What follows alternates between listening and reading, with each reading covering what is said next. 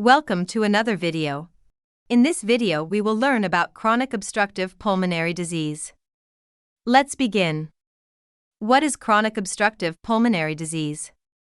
This disease encompasses pulmonary emphysema and chronic bronchitis. Chronic obstructive pulmonary disease is not reversible.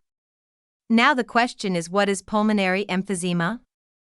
This is the destruction of alveoli, narrowing of bronchioles, and trapping of air resulting in loss of lung elasticity.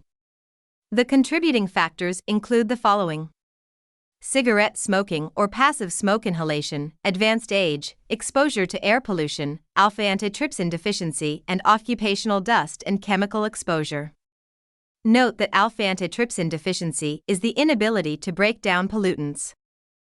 What does a person with pulmonary emphysema look like?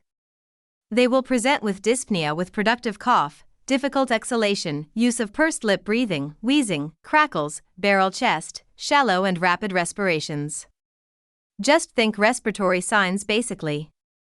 They may also present with respiratory acidosis with hypoxia, weight loss, clubbed fingernails, and fatigue. Now that we understand the pulmonary emphysema of COPD, let's learn about chronic bronchitis. Chronic bronchitis is the inflammation and hypersecretion of mucus in the bronchi and bronchioles caused by chronic exposure to irritants.